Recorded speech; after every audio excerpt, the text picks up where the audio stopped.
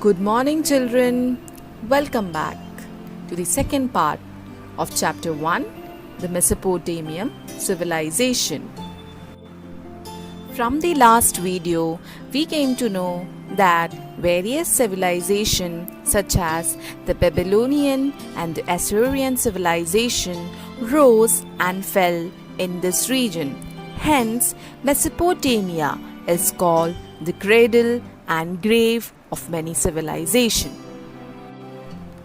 List of main characteristics of the Mesopotamian civilizations are: first, town planning; second, architecture; third, society divided into social, structure and family life; fourth, trade; fifth, occupation such as agriculture, domestication of animals and art and craft; sixth, religion.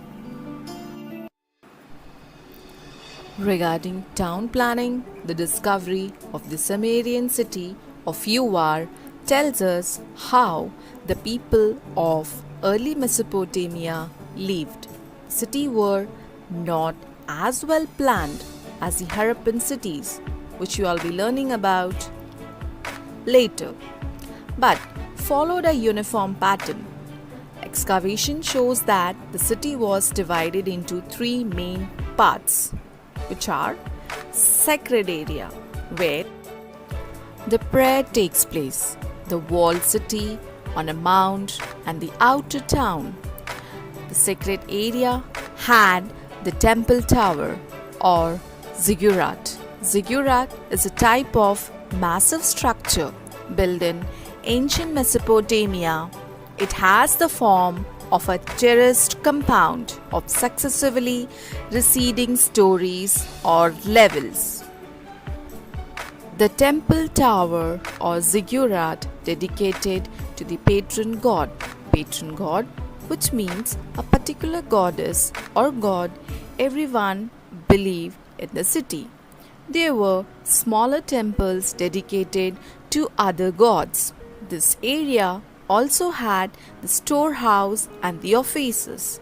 People lived in the walled city and in the outer town. Houses were built along the streets. Each house had a central courtyard, which means a circumscribed area, often surrounded by a building or complex that is open to the sky, with rooms around it. The next characteristics is architecture. The ancient Mesopotamians introduced architectural form such as arches, which means a curved symmetrical structure spanning an opening. Second is columns, that is an upright pillar. Third is domes, which means a surrounded wall forming the roof of a building or structure. Fourth, and walls, a series of arches in the construction of building. These are believed to be some of the greatest contributions of Mesopotamia in the field of architecture.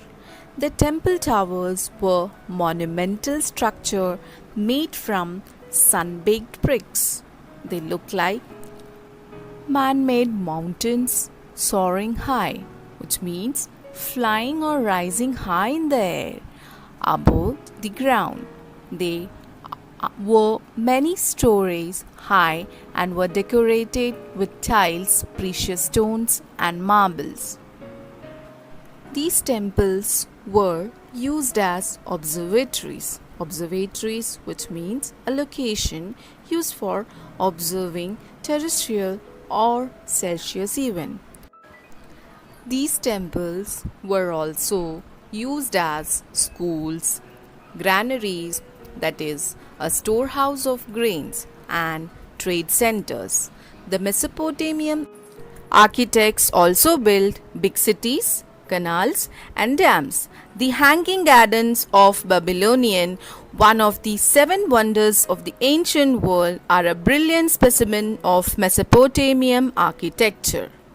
The most popular theory is that the gardens were built by Nebuchadnezzar II to make his wife happy. She was homesick for the plants and garden of her homeland. The garden were thought to be about 75 feet high.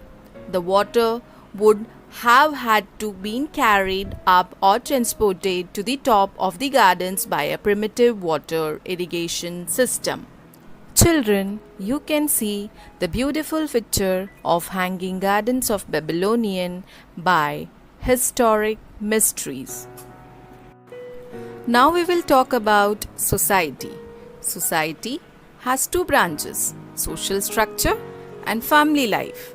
The Mesopotamian society was divided into three classes, which are upper class, middle class, and the lower class. The upper class consists of the members of royal families, priests, and high officials. The middle class consisted of farmers, artisans, and traders. The majority of people were farmers and middle class. The lower class consisted of slaves. I'll just brief you about what is this upper class, what is this middle class, what is this lower class exactly. Upper class people in Mesopotamia consist of nobility and the rich. Middle class in Mesopotamia consist of people who paid for their work. Even though Mesopotamian society was not equal, everybody had to pay for goods or services, even the king. In the Mesopotamia, slavery was considered the lowest class in social structure. Slaves, most often war prisoners or criminals, did not get paid for their work but received free lodging and food. Now we know about the family life of Mesopotamian people.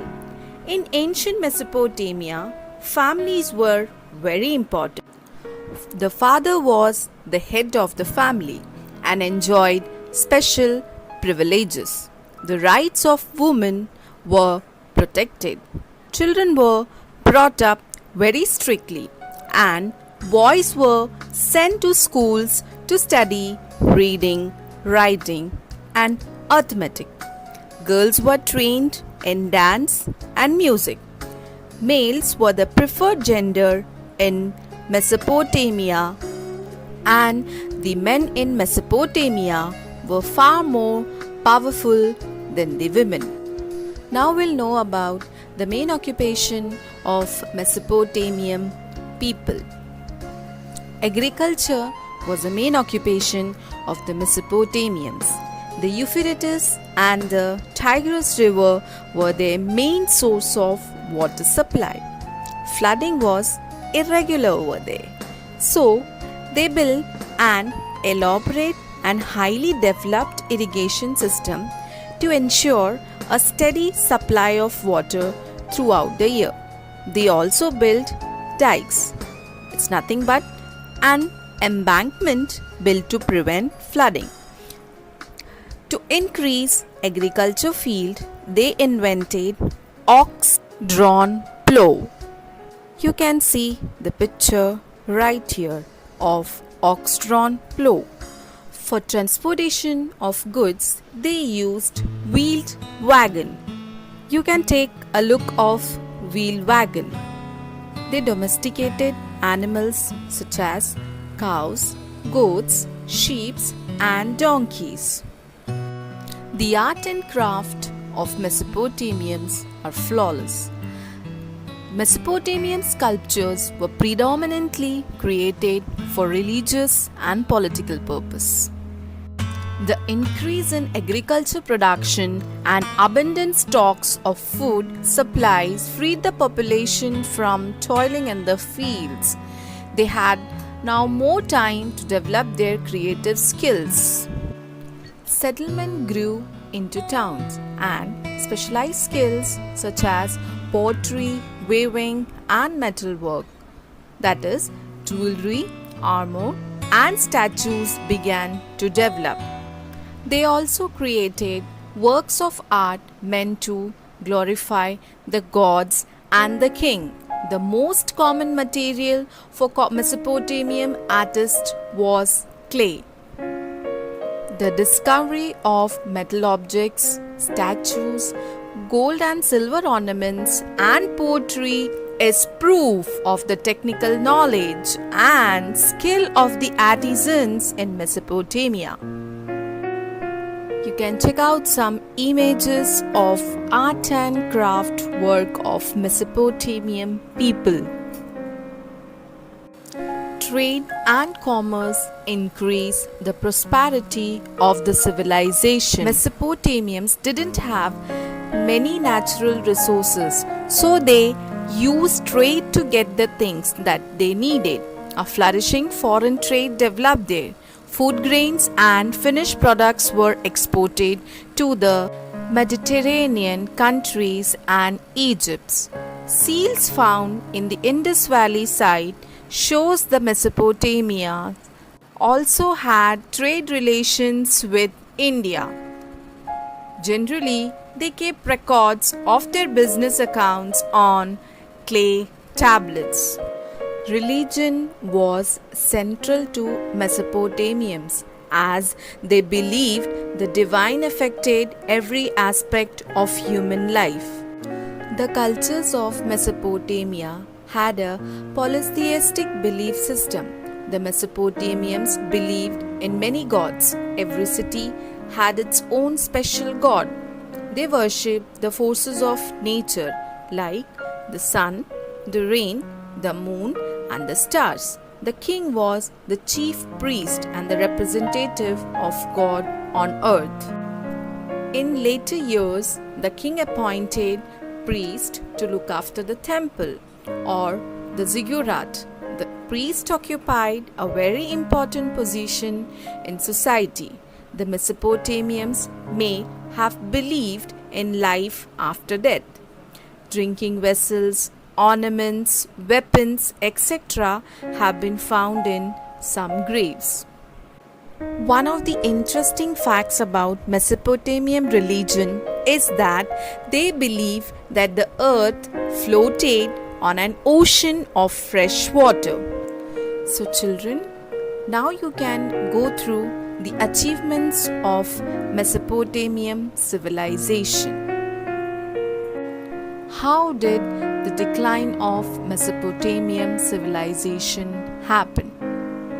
In the spotlight of Roshan publication, it is written that the natural causes such as drought, the structural issues and the invasions that lead to the downfall of civilization that nevertheless offers a lasting legacy.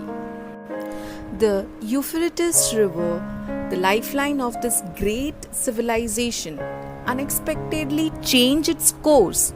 The inhabitants abandoned the site. Winds and sandstorm eroded the walls and the monuments, burying the treasures of this great civilization beneath a sandy desert. Children, from the timeline, you can able to understand that Mesopotamian civilization flourished from around 3500 BC to 600 BCE. Children, kindly go through the summary of this chapter from this timeline. An Image of Mesopotamia by LeonardoNewtonic.com. Answer the following question which you have understood from this chapter. Thank you so much for watching.